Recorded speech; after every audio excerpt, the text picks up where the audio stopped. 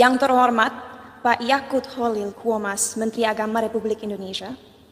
Yang terhormat Pak Nadiem Makarim, Menteri Pendidikan, Kebudayaan, Riset, dan Teknologi Republik Indonesia.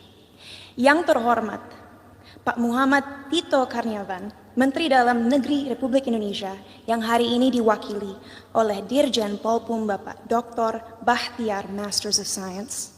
Yang terhormat Pak Muhammad Ali Ramdhani, Dirjen Pendidikan Islam. Dan yang terhormat Pak Yandri Susanto, Ketua Komisi 8 DPR RI. Yang terhormat semua tamu yang saya banggakan. Selamat malam, Mas. Selamat malam, ya. Salam damai, salam sejahtera buat semuanya ya. Salam semuanya. Begini, ini kedatangan saya ke sini, yang pertama jelas ya, silaturahmi yang pertama. Iya. Yang kedua itu memang ada yang mau saya tanyakan. Iya. Tapi sebelum bertanya, saya mau cerita dulu. Iya. Jadi beberapa hari yang lalu itu saya sempat nonton video di YouTube. Iya. Kebetulan yang pidato itu atau yang berbicara itu salah satu artis Indonesia. Iya. Namanya Cinta Laura. Iya.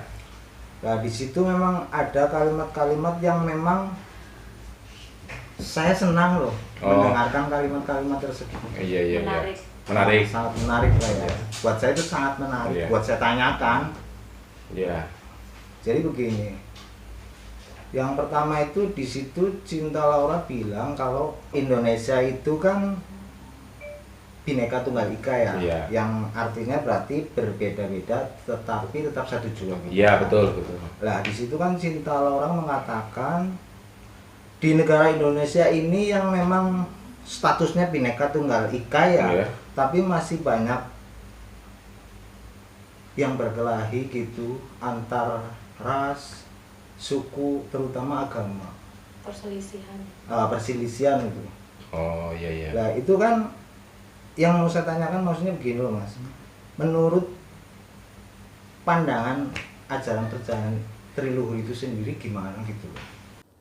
Pada saat ini, kita dalam situasi sulit, di mana adanya polarisasi dalam opini masyarakat. Terlihat jelas bahwa adanya ketidaksepakatan tentang apa yang dibutuhkan negara ini agar bisa benar-benar menjadi kesatuan yang kuat. Dalam satu sisi, generasi muda sekarang mempunyai keinginan besar untuk mempromosikan budaya dan identitas bangsa. Kami percaya akan pentingnya untuk negara-negara di luar sana melihat keunikan dan kehebatan negara ini. Tapi di sisi lain, sampai detik ini, kita semua masih sering berkelahi dan menjatuhkan satu sama lain hanya karena perbedaan ras, suku, dan terutama agama. Bagi saya pribadi, hal tersebut sungguh ironis. Karena bukankah pasal 1 dari Undang-Undang PNPS mengatakan bahwa adanya 6 agama utama di negara ini? Bukankah moto negara ini Bhinneka Tunggal Ika, yaitu berbeda tapi satu? Tapi mengapa walaupun dengan fondasi negara yang begitu memeluk perbedaan dan toleransi, tetap saja masih ada konflik? Oh iya, terima kasih Mas Sono. Akan saya coba jawab semampunya ya untuk perihal videonya Cinta Laura yang lagi viral, cukup viral ya itu ya, memang cukup viral ya. Nah, kalau mengenai yang diserukan di agama terutama ya, di agama kenapa masih tetap berselisih? Padahal kita kan berbeda-beda tetapi satu. Nah, di sini itu menurut kami di ajaran perjalanan Triluhur itu kita juga menyadari bahwa agama-agama yang ada di Indonesia itu memang, mohon maaf, berasal kan dari luar Indonesia. Meskipun sebelum adanya agama-agama itu datang ke Indonesia, kalau di sekolah-sekolah kan, mohon maaf, nenek moyang bangsa kita dianggap sebagai animisme dan dinamisme lah ya. Nah, dengan kedatangannya agama-agama itu untuk merubah pemikiran ataupun bisa disebut keyakinan bangsa Indonesia yang tadinya animisme dan dinamisme menjadi lebih maju atau lebih beradab. Itu kan seperti itu. Nah, persoalannya di sini dari agama-agama yang ada di Indonesia itu kan datang dari luar. Dari luar itu, dan masing-masing ajaran itu tempatnya, waktunya, dan penerima ajaran itu kan berbeda-beda. Nah, biasanya ajaran-ajaran itu turun di suatu tempat pada saat situasi kondisi tempat tersebut keadaannya kurang apa ya? Nggak damai, atau zaman orangnya tidak berperi kemanusiaan, kacau. Nah, keadaan yang kacau, turun ajaran di situ, betul. Kan Tuhan ya. Ya, turun di daerah situ, daerah A, turun lagi di daerah B, turun di daerah C. Nah, ajaran-ajaran tersebut memang di tempat tersebut memang bisa menyelamatkan dari kekacauan yang ada di masing-masing tempat. Nah, dari ajaran-ajaran tersebut yang bisa menyelamatkan, kemudian mereka ajaran tersebut datang secara bergantian ke Indonesia, sehingga di sini ada berbagai macam agama. Nah, di sini yang jadi persoalannya, masing-masing ajaran yang tempat, waktu, dan pembawanya berbeda datang ke Indonesia, dan masing-masing merasa ajarannya paling benar, paling baik. Paling benar, paling baik. Itu bagus untuk pribadinya, tapi di masing-masing ini merasa paling benar, dan masing-masing punya kewajiban untuk mensiarkan, menyampaikan ajarannya. Maka dari masing-masing saling menyiarkan, masing-masing menyampaikan ajarannya, berbenturlah antara ajaran yang A dengan B, B dengan C, hingga timbullah suatu perselisih. Rebutan benar. Nah, berebutan benar. Nah, padahal memang seaslinya di bangsa Indonesia itu sesungguhnya sudah punya nilai-nilai luhur. Nilai luhur itu artinya nilai-nilai yang mau menerima apapun yang baik. Bangsa ini sudah menerima apapun yang baik, pasti akan diterima di bangsa Indonesia. Karena dasarnya memang punya sifat-sifat luhur. Nah, persoalan di sini karena kebaikannya dari naluri bangsa Indonesia, nenek moyang bangsa kita punya sifat luhur, semua diterima baik. Nah, saat ini situasinya mereka merasa paling baik dan paling benar, berbenturlah antar bangsa, antar sesama anak bangsa Indonesia, sehingga timbullah perselisihan. Masih ya? Nah, itulah yang menjadi keprihatinan kita. Berarti juga di acara di luhur. Sebenarnya nggak ada yang salah ya, cuman memang karena satu sama lain ingin menunjukkan nilai-nilai agamanya, akhirnya jadi bentrok atau gimana? Iya, salah satunya di situ. Jadi masing-masing merasa, yaitu semangatnya masing-masing juga punya semangat siar. Siar itu berarti apa ya? Menyampaikan ajaran kepada sesamanya. Lah kebetulan yang disampaikan itu sudah beragama. Iya. Kalau yang disampaikan ke pedalaman pelosok yang orang primitif mungkin tidak jadi persoalan. Itu yang pertama, itu di antar agama gitu loh. Jadi awalnya memang tidak persoalan karena waktu itu bangsa Indonesia belum, ya kalaupun masing-masing sudah beragama pun terjadi benturan dari agama lama ke agama baru, itu pun nanti beradu pengertian. Gitu loh. Nah, persoalannya yang kita prihatinkan itu sekarang di dalam menyebarkan ajarannya itu tidak mengedepankan nilai-nilai luhur bangsa kita. Maksud enggak? Lebih pada logika dan akal sehat sesuai dengan keyakinan kebenarannya masing-masing. Tapi kalau dasarnya dengan dasar nilai luhur bangsa kita, dasarnya kebaikan untuk perdamaian, ya mungkin tidak ada persoalan. Asik ya? Iya. Mungkin di situ. Oh ya Mas, di situ kan Cinta Laura mengatakan ya kalau seharusnya setiap agama itu kan membawa kedamaian ya. Iya. Apalagi di Indonesia sendiri kan ada 6 agama ya. Seperti yang Cinta Laura katakan maksudnya lu kan harusnya membawa kedamaian. Tapi kan pada kenyataannya justru perselisihan demi perselisihan yang ada yang tadi kita bahas itu. Iya.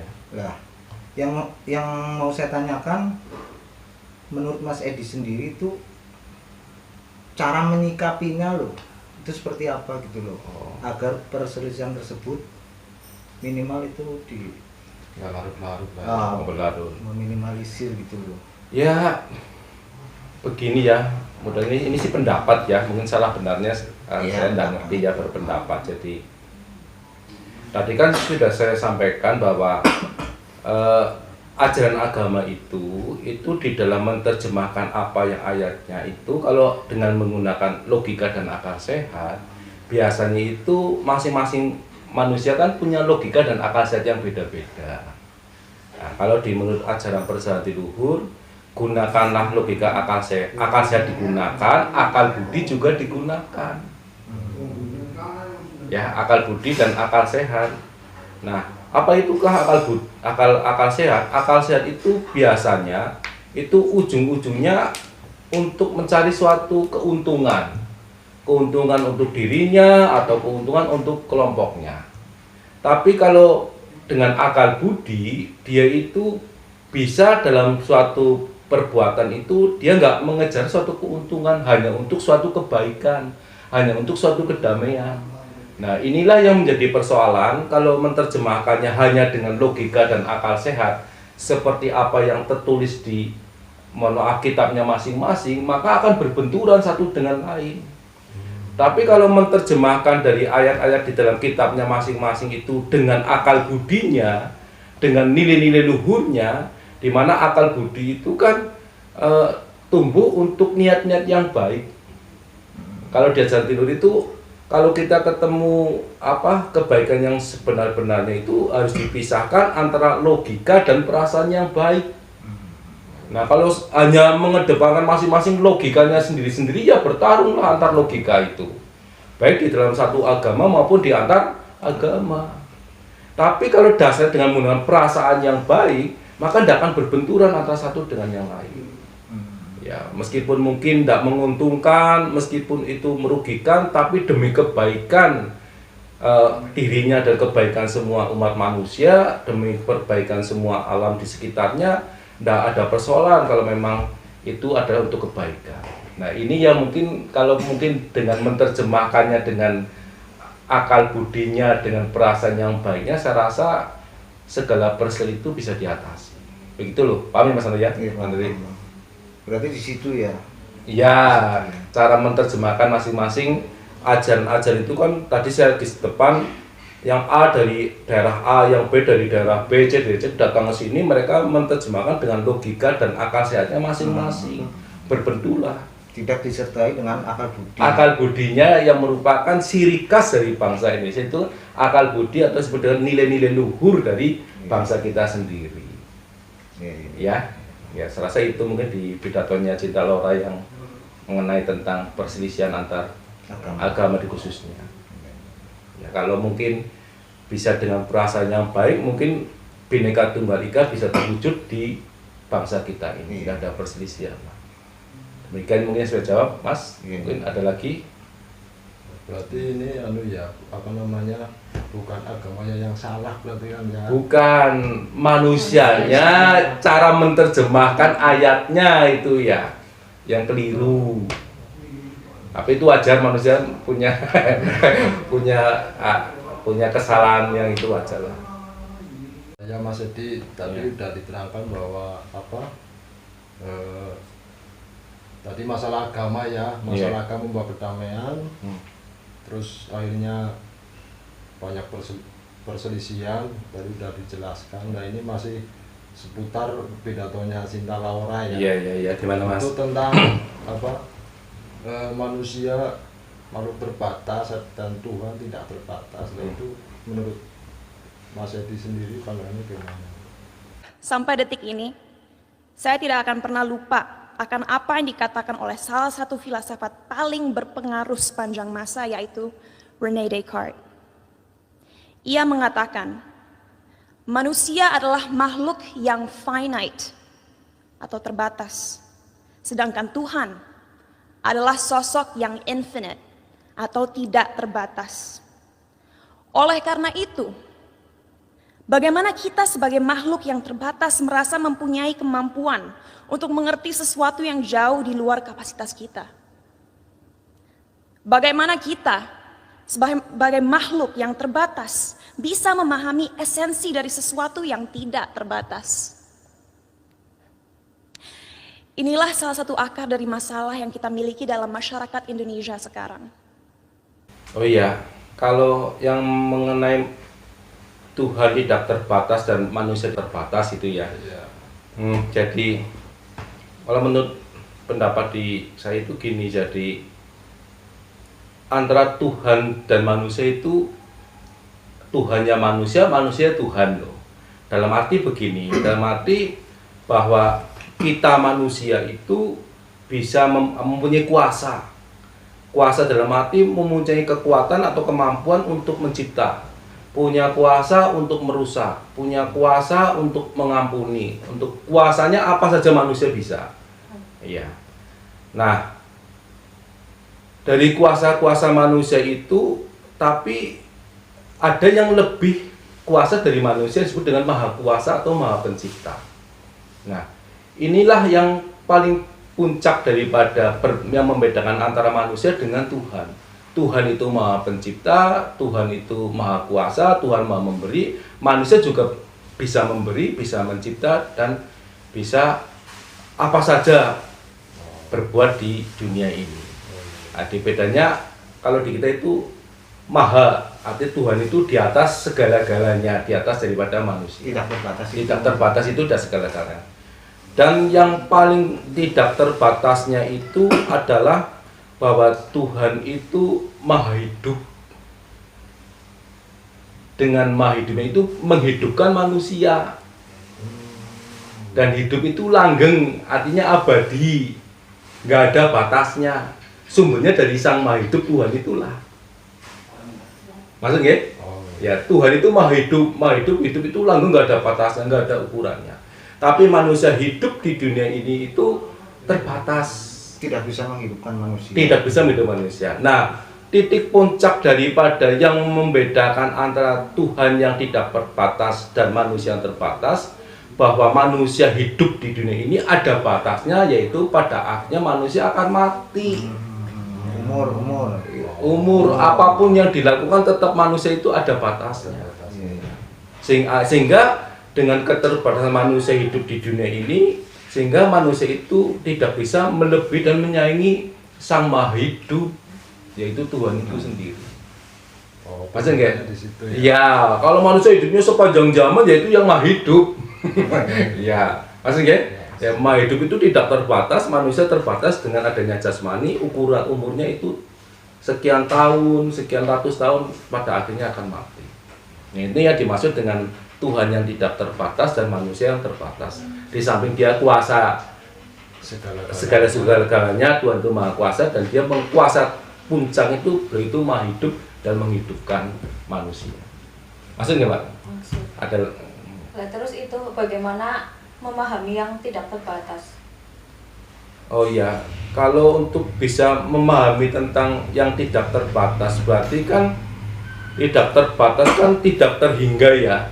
Tidak terhingga berarti tidak terhingga bisa dikatakan sesuatu kalau dikatakan energi itu energi yang jauh sekali, yang mungkin gaib yang sangat halus lah ya, nggak sampai terlihat lah ya, karena tidak terbatas kan nggak terlihat. Nah, tapi itu ada ya. Tapi itu ada kan gitu Tuhan, tidak terhingga, tidak terbatas, tapi ada. Nah, bagaimana cara memahami yang tidak terbatas dan tidak terhingga itu agar kita manusia bisa memahami, yaitu dengan cara mengenali diri kita sendiri. Kenalilah dirimu sendiri, nanti kamu akan mengenal Tuhan. Karena kembali lagi, karena kita manusia dengan kita ya Tuhan, manusia juga Tuhan dalam arti kuasanya loh. Ya.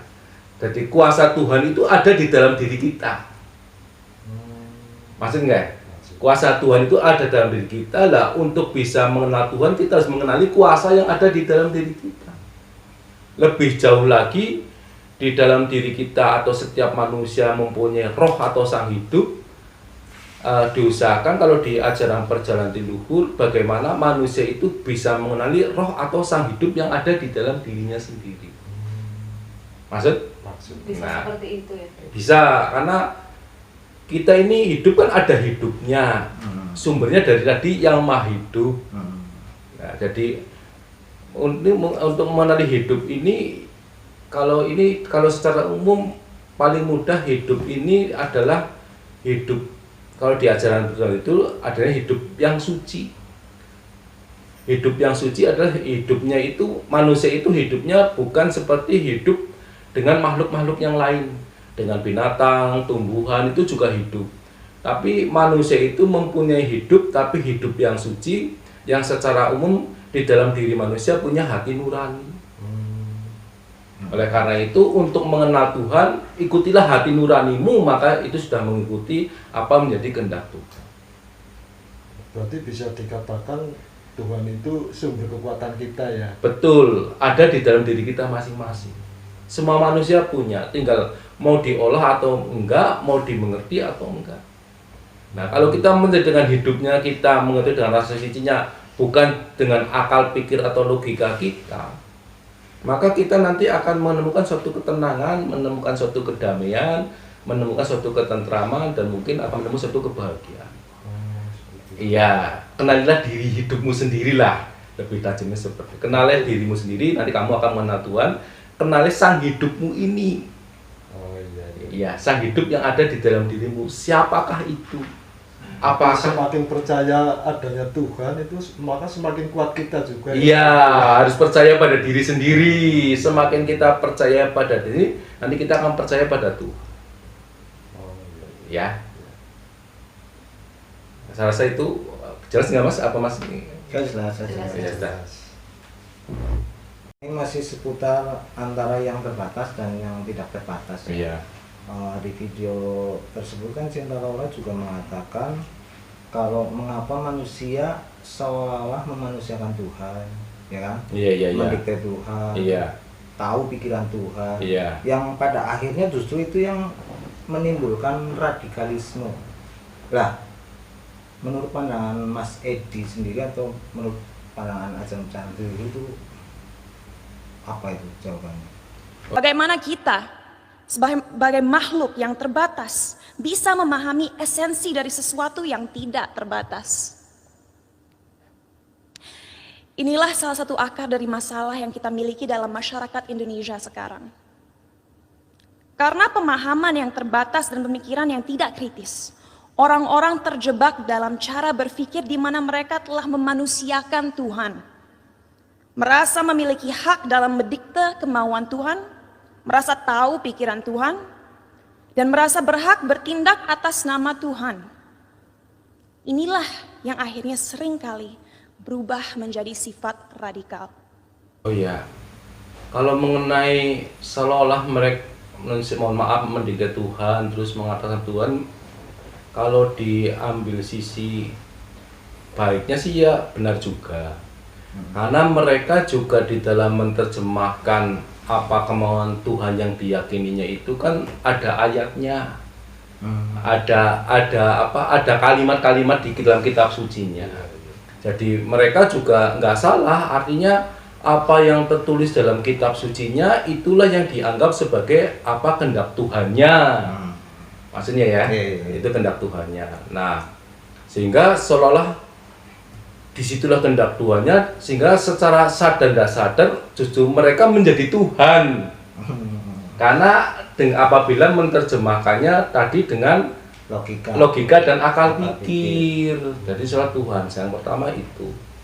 Yang kedua, di dalam diri manusia itu sendiri kan tadi saya sampaikan bahwa Tuhannya manusia dan Tuhan, dalam arti bahwa manusia punya kuasa apa yang dikuasai Tuhan loh. Kuasanya sama. Nah, termasuk di dalam ini manusia pun ingin, kalau Tuhan ingin dipuja, ingin disembah, ingin diyakini keberadaannya, manusia juga sama. Kadang-kadang manusia kan kita lihat kepengen disembah, pengen dipuja, pengen merasa dirinya itu tinggi, dihargai dan sebagainya. Itu karena memang sama, hanya yang kita patut kita puja, kita sembah itu ya Tuhan yang maha segala-galanya. Manusia punya sifat-sifat Tuhan seperti itu. Sehingga kadang-kadang, nah ini yang lupanya itu dia tidak menyadari seolah-olah dia itu sebagai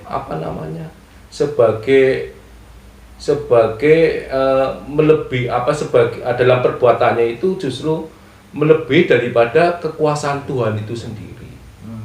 Ini yang menjadikan mereka itu lupa diri. Ya kuncinya di situ, karena mereka itu, mohon maaf, tolonglah jangan menerjemahkan kitab-kitabnya hanya dengan logika dan akal sehat. Gunakanlah akal budimu, gunakanlah perasaan baikmu lebih jauh, gunakanlah rasa sucimu atau hati nuranimu.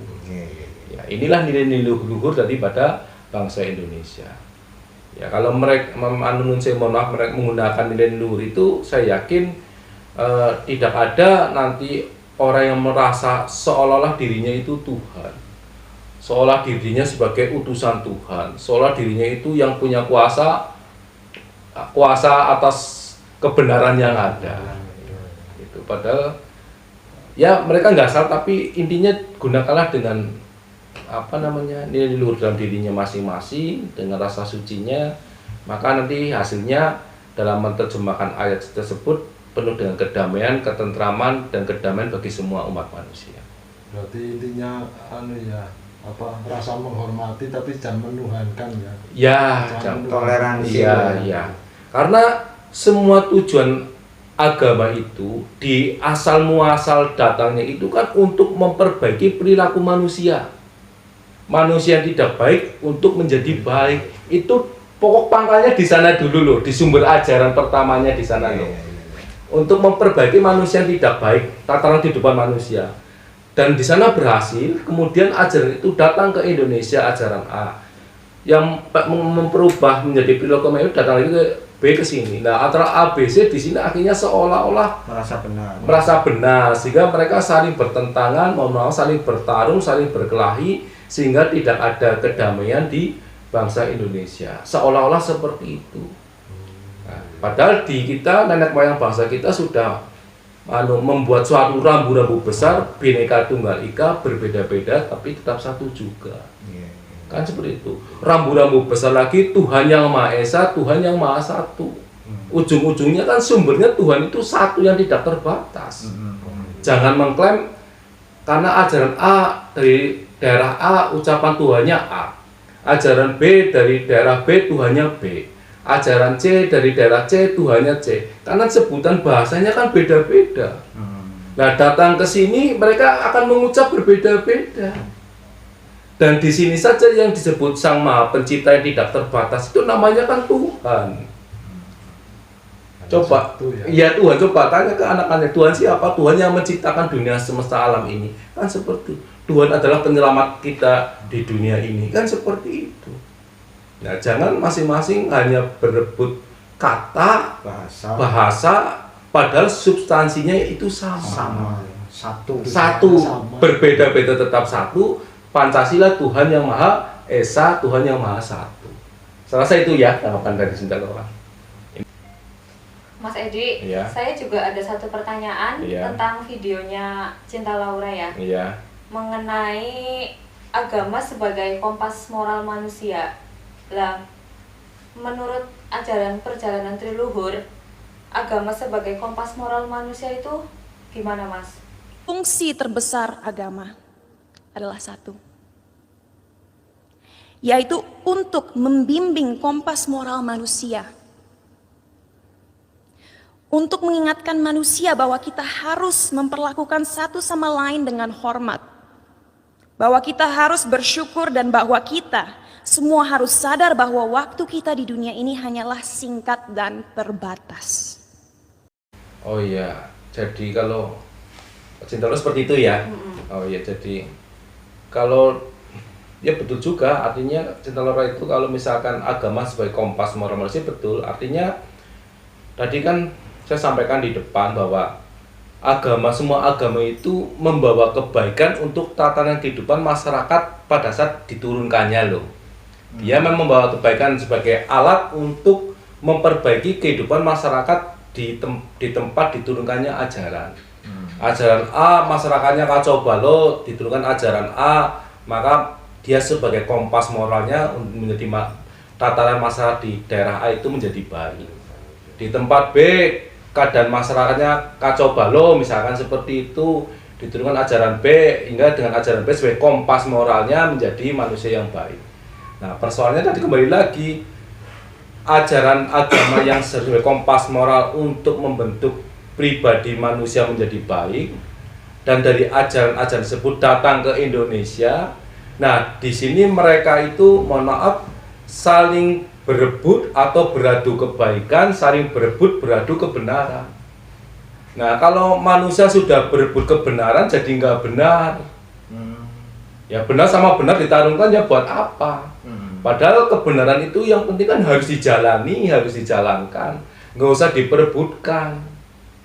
Ya semua itu lebih menjadi lebih menjadi rumit lagi, ditambah lagi dalam menerjemahkan ayat-ayat dalam kitabnya masing-masing itu dengan logika dan akal sehat, lebih carut maring lebih carut lagi. Artinya mereka sangat bersekuku dengan kebenaran sesuai dengan ayatnya, yang ini juga yang lainnya bersekuku dengan ayatnya, dan bertaruhlah antara kebenaran dan kebenaran ini. Jadinya nggak benar. Jadinya nggak benar. Tapi kembali lagi, kalau dengan akal budi, dengan nilai-nilai luhur dari bangsa kita, dengan kesadaran yang penuh sebagai suatu bangsa mempunyai sifat-sifat luhur, sebagai manusia yang punya hati nurani, sebagai manusia yang punya rasa suci, mestinya hal itu nggak akan terjadi. Begitu ya, Mbak Neri? Ya itulah yang disebut dengan kompas moral. Jadi yang penting kalau di ajaran tiluhur, kompas moralnya itu adalah hati nurani atau rasa suci yang ada di dalam diri kita masing-masing. Ya itulah kalau di ajaran tiluhur, kompas moral di situ. Tapi dari ajaran itu kan mereka punya kitab sendiri-sendiri. Ya, kalau di ajaran tiluhur kompasnya di rasa sucinya pun ada ajaran-ajaran lain yang misalkan sebagai landasan pokok, sebagai rambu-rambu hidup, yaitu janji 1-7 dan pengertian-pengertiannya tentang ajaran tiluhur. Itu kompas moral kalau di ajaran tiluhur. Tapi kuncinya itu di hati nuraninya masing-masing manusia, ini yang digunakan di dalam ajaran perjalanan tiluhur. Sebagai kompas. Sebagai kompasnya, nuraninya itu ya dikembangkan, dikuatkan, sehingga kita sebagai manusia dalam berbuat dan bertingkah laku sesuai dengan hati nuraninya, sesuai dengan rasa sucinya. Ya, yang diterjemahkan nanti di ajaran tiluhur itu di janji 1 sampai dengan janji 7. Berarti bisa dikatakan sebagai alat untuk perbaikan moral ya. Ya, perbaikan moral sebagai alat pengendalian diri. Pengendalian diri manusia. Intinya tidak perlu adu kebaikan, tidak perlu adu kebenaran. Iya. Tapi kebenaran dan kebaikan itu dijalankan. Dijalankan. Persoalan nanti ada misalnya ada diskusi nggak apa-apa, tapi nggak usah merasa paling benar, tapi mencari titik temu bagaimana dengan rasa sucinya menuju suatu kedamaian. Jangan menang-menangan gitu loh. Kalau menang-menangan nanti masih ada yang dikalahkan. Kalau ada yang dikalahkan nanti ada yang kecewa.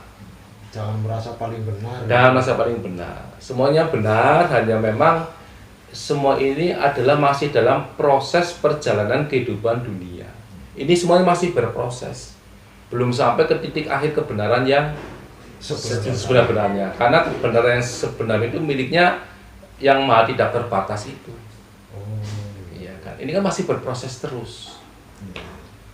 Ya, saya rasa itu jawaban saya yang saya bisa sampaikan tentang Cinta Laura. Ada lagi enggak? Cukup. Kalau nggak ada ya hanya segitu yang bisa saya sampaikan tentang menanggapi pendapatnya Cinta Laura. Kalau ada salah dan keliru saya mohon maaf, karena saya sebagai manusia punya keterbatasan juga, punya kesalahan juga, dan saya mohon maaf apabila di dalam penjelasan saya itu ada kesalahan ataupun kekeliruan. Saya rasa itu, Mbak Neri, Mas Nirwan, Mas Ono, cukup ya segitu ya.